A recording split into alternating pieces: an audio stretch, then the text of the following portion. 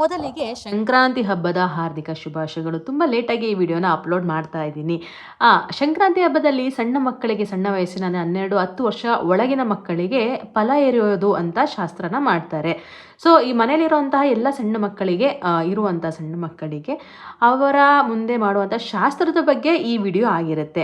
ಅವರಿಗೆ ಅವರ ಮುಂದೆ ಒಂದು 5 ಥರದ ತಟ್ಟೆಯನ್ನು ಇಟ್ಟುಬಿಟ್ಟು ನಾವೇನು ಮಾಡಬೇಕು ಅಂದರೆ ಎಳ್ಳು, ಬೆಲ್ಲ ಎಲ್ಲ ಮತ್ತು ನಾಣ್ಯಗಳು ಹಾಗೂ ಹಣ್ಣುಗಳನ್ನು ಒಂದು ನಿಮ್ಮ ಹತ್ರ ಸೇರಿದರೆ ಸೇರಿನಲ್ಲಿ, ಇಲ್ಲ ಅಂದರೆ ನಿಮಗೆ ಯಾವ ರೀತಿ ಸ್ಟೀಲ್ ಚಂಬು ಯಾವ ರೀತಿಯಲ್ಲಿದಾಗುತ್ತೋ ಅನುಕೂಲಕರವಾಗಿ ಅದನ್ನು ಅದರೊಳಗಡೆ ಹಾಕ್ಬಿಟ್ಟು ಮಕ್ಕಳ ತಲೆ ಮೇಲೆ ಈ ರೀತಿ ಹಾಕಬೇಕಾಗತ್ತೆ. ಹಾಕೋದ್ರಿಂದ ಅವರಿಗೆ ಕೆಟ್ಟ ದೃಷ್ಟಿಗಳಾಗಿರ್ಬೋದು ಎಲ್ಲ ನಿವಾರಣೆಯಾಗಿ ಮಕ್ಕಳ ಏಳಿಗೆಗೆ ತುಂಬ ಒಳ್ಳೆಯದು. ಹಾಗಾಗಿ ಸಂಕ್ರಾಂತಿ ಹಬ್ಬದೊಂದು ಇದನ್ನೆಲ್ಲ ಮಾಡಿ ಅವರಿಗೆ ಆರತಿಯನ್ನು ಬೆಳಗಿ ದೊಡ್ಡವರಾಗಿ ಅವರಿಗೆ ಆಶೀರ್ವಾದ ಮಾಡೋ ಅಂಥದ್ದು ಈ ಹಬ್ಬದಲ್ಲಿ ಮಾಡುವಂತಹ ಒಂದು ಬಗೆಯ ಶಾಸ್ತ್ರ ಅಂತಲೇ ಹೇಳ್ಬೋದು. ಒಂದು ಬಗೆಯ ವಾಡಿಕೆ ಮೊದಲಿಂದನೂ ಹಿರಿಯರು ಮಾಡ್ಕೊಂಡು ಬಂದಿರೋವಂಥದ್ದು.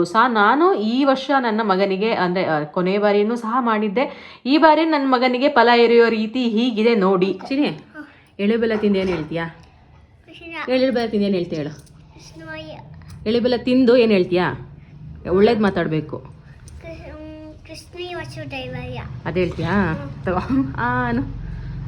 ಎಳ್ಳು ಬೆಲ್ಲ ತಿಂದು ಒಳ್ಳೆಯದನ್ನೇ ಮಾತಾಡಬೇಕು, ಒಳ್ಳೆಯದನ್ನೇ ಮಾತಾಡಿ ಅಂತ ಹೇಳ್ತಾ ಪ್ರತಿ ಸಂಕ್ರಾಂತಿನಲ್ಲೂ ಒಂದು ಕಡಲೆಕಾಯಿ ಹಾಗೂ ಒಂದು ಅವರೆಕಾಯಿ ತಿನ್ನೋಬೇಕಂತ. ಇಲ್ಲ ಅಂದರೆ ನೆಕ್ಸ್ಟ್ ಜನ್ಮದಲ್ಲಿ ಕತ್ತೆಯಾಗಿ ಹುಡ್ತಾರೆ ಅಂತ ಹೇಳ್ತಾರೆ. ರೀ ನಿಜ.